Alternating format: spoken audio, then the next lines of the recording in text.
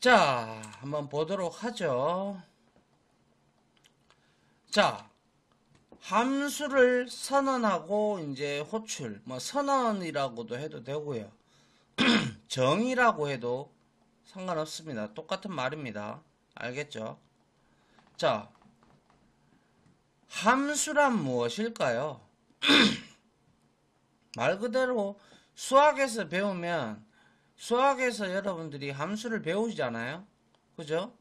그런 거와 마찬가지로 프로그램에도 함수라는 게 있는데 이 함수는 여러 값, 즉 인자라고 하는 우리가 함수를 호출할 때 이제 제가 매번 앞에서도 조금 말씀을 드렸던 매개변수를 우리가 이제 있는 함수를 호출할 때 그 값을 통해서 우리가 함수를 사용을 한다. 즉 호출한다라고 얘기를 하죠. 그런 걸. 그래서 인자를 입력받아 그 함수의 구현부에 있는 기능을 수행하고 결과값을 반환하는 코드의 모음이죠. 그죠? 그래서 다음은 장난감 자동차를 만드는 장치로 표현한 그림인데 여기 F1이 함수예요.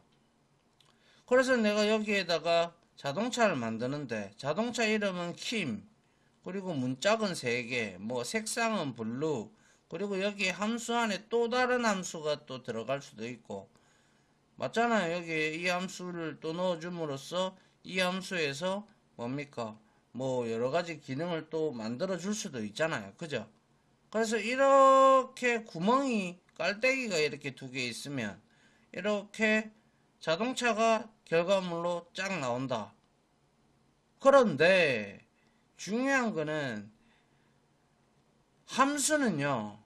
프로그래밍에서의 함수는 이렇게 매개변수, 인자값들이 있는 경우도 있고요. 없는 경우도 있고 아울러 또 함수는 이와 같이 리턴 값이라고 하죠. 반환값. 반환값이 있을 수도 있고요. 없을 수도 있습니다. 근데 기본적으로 일단 있다라고 다 보고 그리고 없을 때는 어떻게 만들어지는가를 살펴보는 게 맞겠죠. 그죠? 자, 그래서 위의 그림을 잠깐 설명을 하자면 함수는 F1이라는 이름의 장치라고 일단 생각을 하고요. 이 자동차를 만드는 기능을 하고 있다라는 거 기능을 하는 장치라고 생각을 하면 되고요. 장치의 위, 아래에 깔때기 모양의 입구와 출구가 있다. 입구에는 킴, 블루, 3, 2, 그리고 또 다른 작은 함수. 이게 작은 함수가 될 수도 있고요. 그거는 만들기 나름이니까. F2를 재료로 넣으면 F1은 이 재료를 안에 구현부가 어떻게 정의가 되어 있는지는 모르겠지만 아무튼 이러한 재료를 이용하여 자동차를 만드는 작업을 진행을 하겠죠. 그래서 결과물로 얻은 자동차의 모습은 어떨까? 즉 우리가 입력한 인자값들 이런 것들을 이용을 해서 자동차 이름으로 킴이 각인이 될 거고 창문이 3개 그리고 안테나가 2개가 달린 블루 파란색의 자동차가 나온다라고 볼 수가 있죠. 그림상으로 본다면 이렇게 특정 장치에 재료를 넣어 원하는 모양의 자동차를 만들어내는 것처럼 함수도 재료에 해당하는 인자를 입력받아서 결과물을 반환을 합니다. 자, 근데 제가 말씀드렸다시피 결과물을 무조건 반환하느냐? 그렇지 않은 경우도 많습니다. 그리고 매개변수가 없는 함수들도 있고요. 인자값이 없는 함수들도 많고요. 그렇기 때문에 그러한 부분은 뒤에서 다루기로 하고요. 자, 먼저 우리가 함수의 구조를 잠깐만 제가 설명을 드릴게요. 우리가 함수를 fun해서 만약에 max 이렇게 만들고 내가 만약에 A 하고 여기에다가 int 타입이다 라고 하고 B 해서 여기에다가 int 타입으로 우리가 함수를 정의를 했어요. 그리고 나서 여기에서 우리는 뭡니까? 바 해서 여기에다가 뭐죠? 리절트를 하나 이렇게 우리가 이거는 폴스로 줘야 되겠죠. 그죠? 예. 그 다음에 우리가 여기서 뭐 어떻게 그냥 아무튼 이건 집어치우고요. 자, 요렇게 해서 구현을 했단 말이에요. 그런데 여기서 용어를 좀 잘 아셔야 되는데, 물론 여기 인트가 하나 더 붙으면 돼요. 그래서 요렇게 되어 있는 부분 있죠. 요거를 우리는 함수의 선언부다 라고 해요. 선언부. 아시겠죠? 선언부고요. 그리고 중괄호 안에 있는 얘를 몸체라고도 하기도 하고요. 그리고 어떤 책에서는 구연부라고도 얘기를 하고 또 어떤 책에서는 정의부라고도 얘기를 합니다. 근데 이 선언부, declaration 이 부분이 중요할까요? 이 부분이 중요할까요? 이렇게 학생들한테 물어보면 대다수 얘가 제일 중요합니다 라고, 얘가 더 중요합니다 라고 얘기를 합니다. 근데 이거는 틀린 대답이에요. 왜? 선언부가 더 중요합니다. 그것도 아주 많이 99% 이상 선언부가 중요해요. 왜냐하면 선언부에는 뭐가 있어요? 선언부에 구성하는 것은 뭐예요?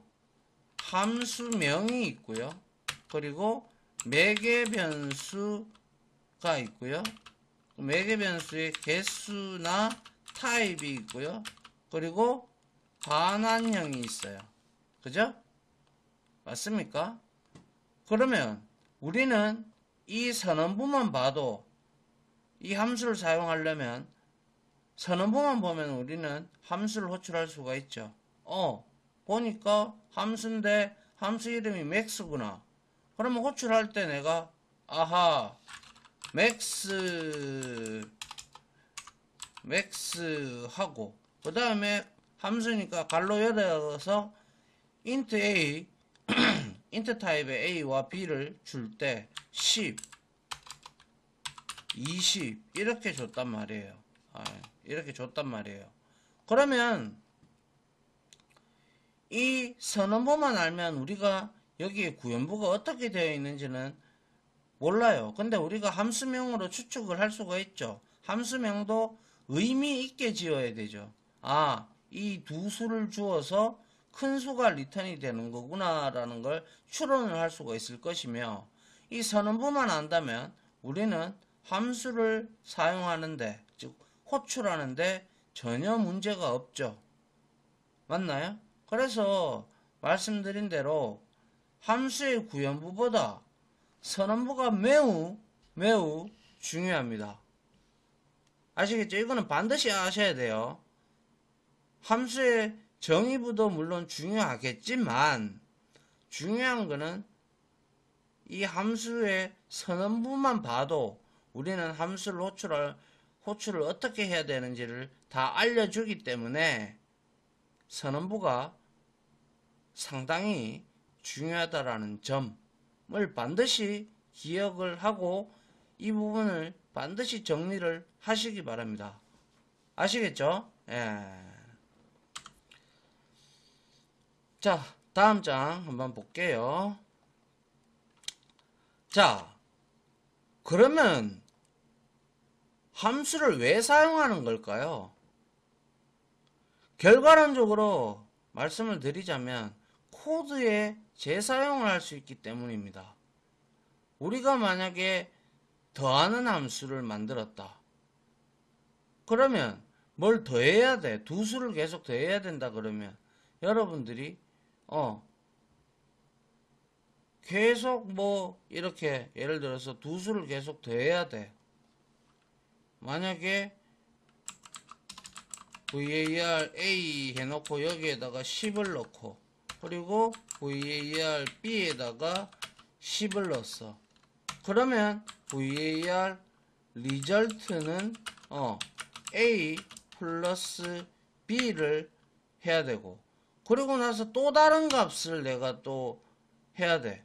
var c는 20이고 또 var d는 20, 그리고 var 리절트 1에는 뭡니까? c 더하기 d가 이렇게 쓰여지겠죠. 그죠? 맞잖아요. 얼마나 이게 불편한 코드예요. 계속 코드를 이렇게 다시 쳐주고 또 쳐주고 하잖아요. 그런데 함수로 이거를 우리가 선언을 한다면, 요거 한번 보시죠. 요렇게 해서 지금 이게 바로 함수를 시작하는 키워드, 그리고 함수명이 sum이다. 그죠? 그리고 매개 변수로 두 개 int 타입을 두 개 받고 리턴 타입이 int예요. 그죠? 그리고 나서 sum 해서 a 플러스 b를 해놓고 그 다음에 리턴 sum 했어요. 반환형으로. 그죠? 그럼 이거 하나만 정의를 해 놓으면 우리가 사용자로부터 데이터를 입력을 받든 아니면 우리가 숫자를 지정해서 뭔 수를 더해야 돼. 두 개의 수를 더하면, 이건 한 번만 딱 설어내 놓으면 우리가 여기서 구태여 10 이렇게 이건 데이터를 우리가 줘도 되고 사용자로부터 입력을 받아도 되죠. 그리고 난 다음에 이거 대신에 sum을 호출하면 되죠. sum에서 a, b, 그죠? 이것도 마찬가지죠. sum에서 c, d 이렇게 호출하면 끝이라는 거예요. 그러면 한번 선언해 놓고 계속 우리가 재사용할 수가 있죠. 그럼 코드가 그만큼 줄어들겠죠. 맞습니까? 예. 그래서 예를 들어 위의 그림, 앞에서 봤던 그림, 자동차의 색상을 내가 빨간색으로 바꾸고 싶다면 매개 변수 값으로 우리가 호출할 때 블루가 아니라 레드로 재료를 넣으면 되겠죠. 그리고 나머지 재료와 작업, 창문 3개 만들기, 안테나 2개 달기 등은 모두 동일하게 놔두면 되고, 색깔만 바꾸고 싶으면 레드를 재료를 넣으면 된다라는 거예요. 그렇기 때문에 함수 안에 코드를 다시 입력하거나 함수를 우리가 새로 만들 필요도 없죠. 그래서 이 함수를 그대로 다시 사용해도 된다라는 걸 의미를 하죠.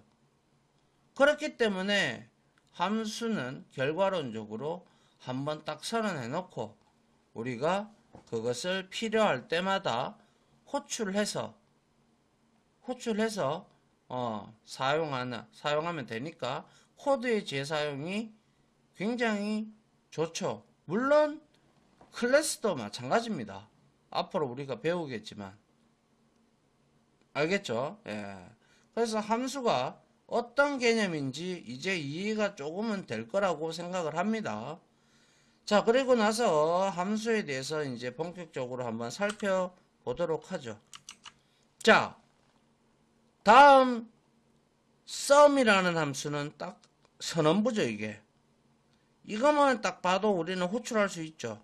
sum 해서 뭡니까? A, B, C 이렇게 호출하면 반환형이 int예요. 그죠? int니까 우리가 이 함수를 호출해서 이제 우리가 이 10과 10이 더해진 값을 우리가 받게 된단 말이에요. 리턴 값으로. 그죠? 그래서 여기에 보시면 이거는 딱 봐도 여러분들이 이것만 봐도 이 두 수를 더해서 리턴을 하는구나 그리고 중블럭 안에 들어있는 이 값은 정의부를 하고 있습니다. 구연부, 문체, 그죠?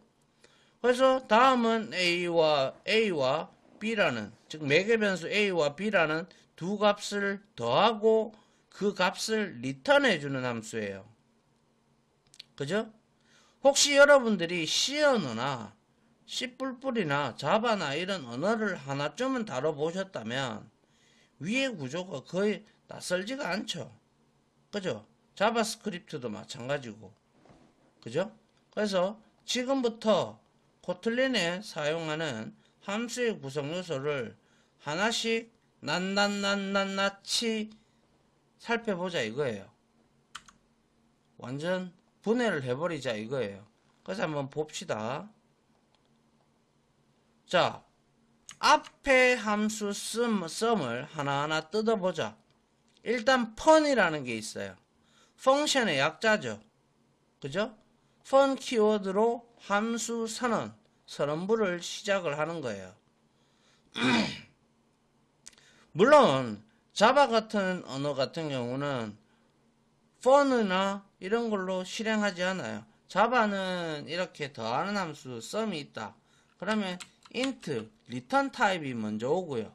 그 다음에 sum하고 여기에 int a, int b 이렇게 선언부를 작성을 합니다.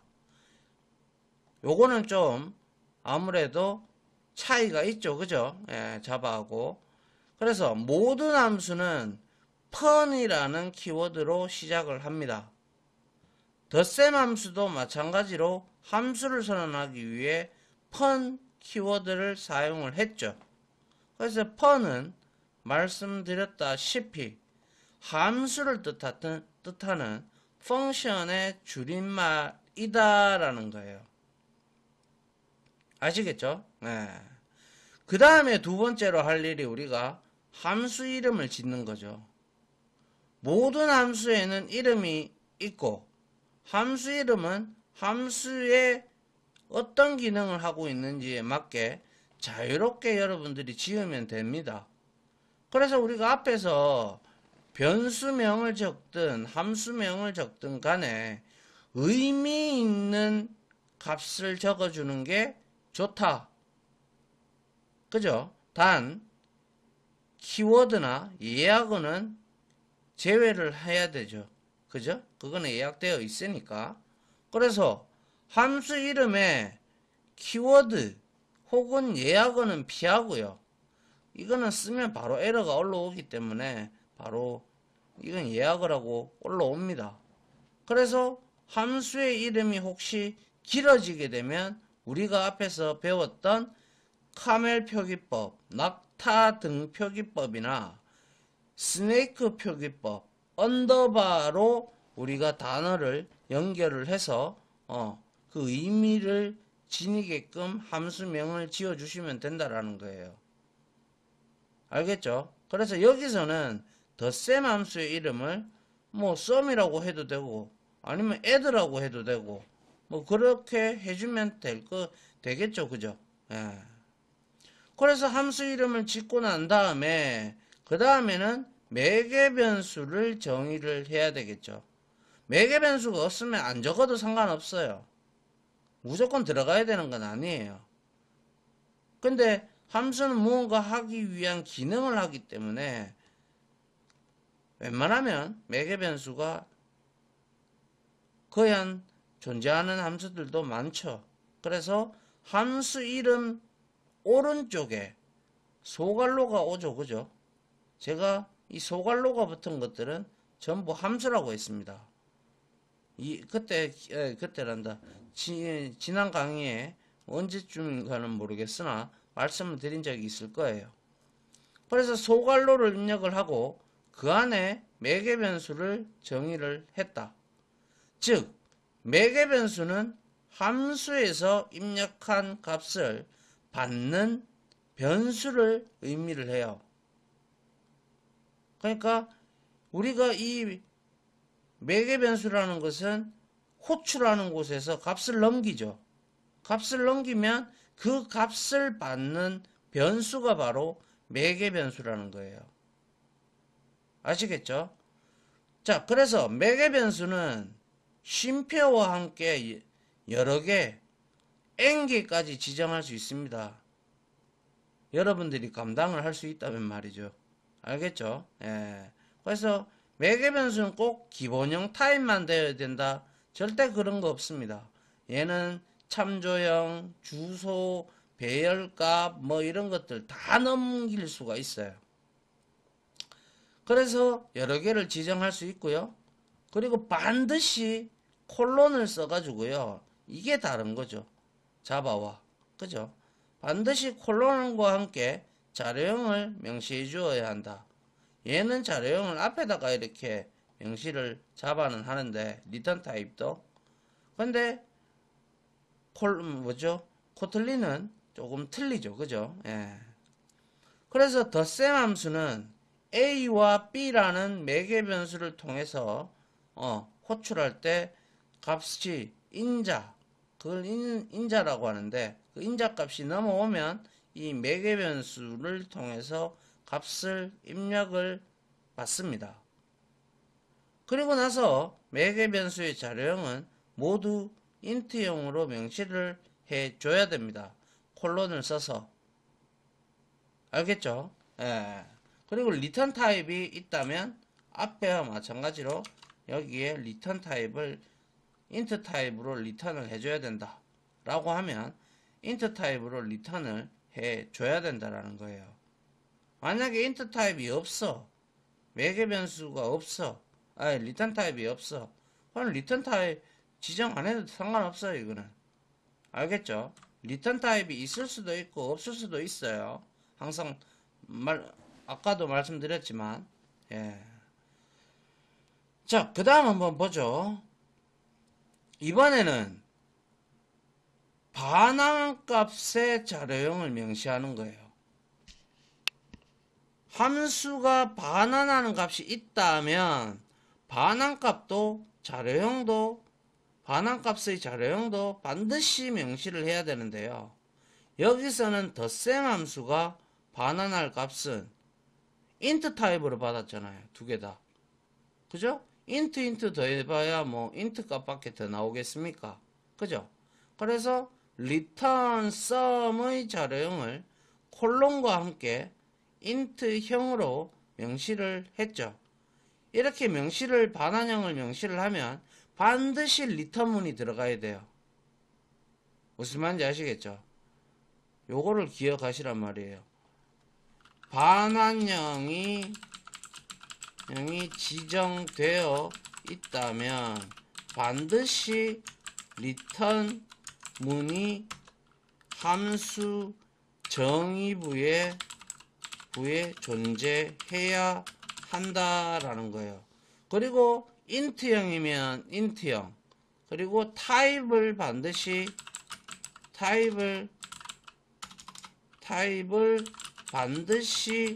일치시켜야 돼요. 이거는 자바도 마찬가지예요. 아시겠죠? 예. 요렇게 여러분들이 정리를 좀 하십시오. 자, 그 다음 이제 함수의 선언부는 반환형까지예요. 그죠? 그리고 나서 이제 함수의 정의부, 본문이죠. 중괄호 안에 들어가 있는, 그죠?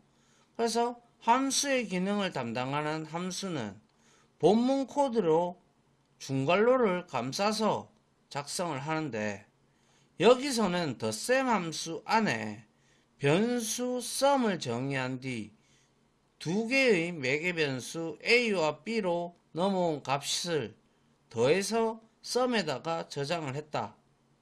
지금은 단 한 줄의 코드가 작성되어 있지만 함수는 원래 여러분들이 현업에 가봐도 아시겠지만 현업에는 상당히 코드가 긴 것도 있고 짧은 것도 있고 가지각색으로 많아요. 그죠? 그래서 함수의 본문에는 여러 줄의 코드를 입력하여 복잡한 기능을 수행을 할 수 있도록 또 수행하도록 만들 수도 있다라는 거예요. 뭐 예를 들어서 정렬을 한다든가 아니면 정렬이 아니라 뭐 또 뭐 있습니까? 정렬 말고 또 뭐 어떤 거 있죠? 뭐 비교를 한다든가 뭐 두 객체의 클래스를 또 뭐 서로 비교를 한다든가 뭐 이렇게 복잡한 부분들을 우리가 함수로 만들어서 호출해서 사용하면 그만이죠. 예. 그 다음에 마지막으로 제가 그랬죠. 반환값의 자료형이 명시가 되어 있다면 리턴문이 반드시 존재해야 된다고. 그게 바로 값 반환하기입니다. 그래서 함수의 본문에서 어떤 기능을 수행하여 값을 반환할 때는 리턴문이라는 키워드와 함께 반환할 값을 명시하면 된다. 반드시 명시를 해야 돼요. 반환형이 정의가 되어 있다면. 만약에 반환값이 없다면 이 과정은 생략해도 좋다라는 거예요. 반환값이 없는데 리턴문 쓸 필요는 없어요. 알겠죠?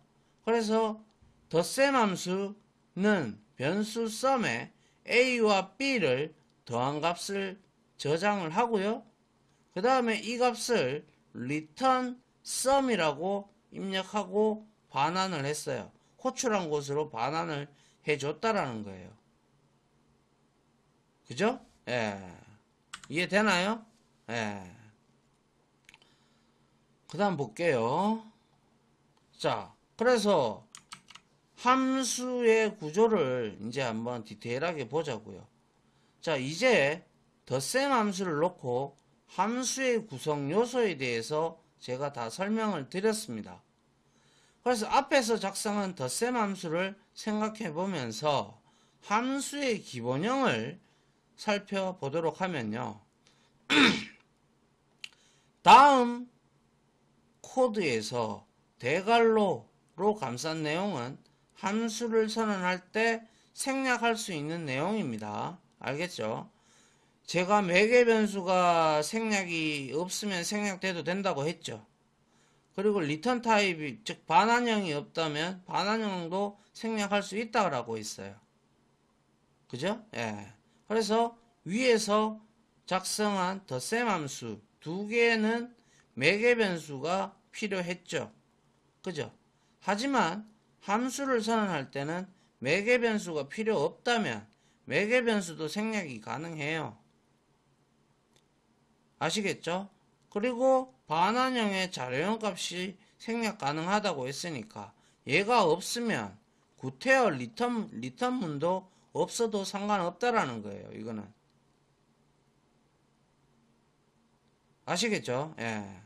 그래서 코틀린은 앞에서 작성한 덧셈 함수를 아주 간략하게 만들 수가 있는데요. 만약 매개 변수로 바로 반환값이 사용할 수 있다면 함수 안에서 별도의 변수를 정의하지 않고 다음과 같이 매개 변수를 이용한 식을 바로 반환값에 입력해도 돼요. 어차피 값이 이렇게 넘어왔다. 그러면 바 해서 썸에서 a 플러스 b하고 리턴에서 썸을 리턴을 했다. 리턴에서 만약에 값을 리턴을 했다. 그렇게 해도 되겠지만 구태여 그 한 줄을 더 써가면서 할 필요가 없죠. 어차피 더해서 리턴을 하니까 int 타입 두 개를 연산을 해서 int용으로 리턴을 하면 앞에 한 줄을 줄일 수도 있죠. 지역 변수 한 개를 이 부분을 우리가 어디에 있나요? 이 부분은 우리가 생략 가능하다는 거예요. 그리고 이 내용을 어디 리턴문 옆에다가 이렇게 적어도 이거는 똑같은 기능을 하는 게 되는 함수가 되는 것이죠. 그쵸? 이해되죠? 그죠? 예. 자, 그 다음 볼게요. 자, 그리고 중괄호 안에, 그죠? 코드가 한 줄이면 이거를 잘 보셔야 되는데, 이 내용을 우리가 이제 뒤에 가면 뭐 람다식이다 뭐 이런 내용들이 나오는데요. 만약에 중괄호 안에 코드가 한 줄이잖아요. 중괄호 안에 아까 return A 플러스 B에서 한 칸이었죠. 한 줄이었죠. 그럴 때는 중괄호와 함께 리턴문을 생략할 수가 있습니다. 이때 리턴문을 생략한 대신 대입연산자를 사용을 하면 된다라는 거예요. 그러면 한 줄로 끝나버렸어요. 근데 여기서 끝나느냐? 물론 근데 우리가 여기서 이렇게 해주는 게 솔직히 그나마 나은데, 근데 좀 더 우리가 간결하게 만들 수 있다면, 자, 더하는 값들이 int 타입이에요. 그쵸? 예. 그러면 int 더하기 int는 int형을 리턴을 할 거예요. 그죠? 그렇죠? 그래서 더할 값이 int형이라면 반환 값도 int형일 거예요. 이 점을 이용을 하면 우리는 함수를 더 간략하게 만들 수도 있는데요. 반환 값의 자료형도 생략할 수가 있다. 그래서 이렇게까지 할 수 있는데 이거는 제가 별로 추천을 드리고 싶지는 않네요. 왜냐하면 차라리 선언부는 이렇게 명확하게 우리가 적어주는 게 올바른 내용입니다. 아시겠죠? 그러니까 이렇게도 해도 똑같은 동작을 합니다. 허나 이렇게 위에 선언부는 이렇게 명확하게 적어주는 것을 저는 권장드리겠습니다. 알겠죠? 예. 자, 그래서 앞에서 우리가 4줄로 쓴 덧셈 함수가 단 한 줄로 끝이 났어요. 그죠? 코드가 엄청 간결해진 거죠. 처음에는 이런 간략한 형태의 함수가 여러분들한테는 좀 어색할 수가 있어요. 근데 계속 저랑 이렇게 함수를 만들고 이용을 하고 하시다 보면 여러분들도 자연스럽게 익숙해집니다. 그래서 반복해서 연습하는 게 정말 중요하고 여러 개의 함수를 우리가 만들어 봄으로써 그죠? 만들어 봄으로써 우리가 이 함수 줄임 함수 이거를 우리가 계속 실습을 통하거나 뭘 해서 간에 만들어 보면 충분히 익숙해집니다. 안 해봐서 이 개념이 조금 어색할 뿐이지 해보면 별거 아니에요. 그죠? 예. 그래서 함수가 어색할 수 있다 이렇게 되어 있고, 하지만 여러분들이 현업에 가시면 대다수 이렇게 다 돼 있어요. 그래서 대형 프로젝트를 진행할 때는 이렇게 함수를 작성하는 것이 코드의 양도 줄일 수 있고 읽기, 그러니까 이거에 익숙한 사람, 가독성에도 좋아서 실무에서 많이 사용을 합니다. 아시겠죠? 그러니까 이러한 부분을 꼭 정리를 해뒀다가 넘어가시고 우리가 또 실습을 해보면 그때 생각을 해서 우리가 실습을 하면 되겠죠.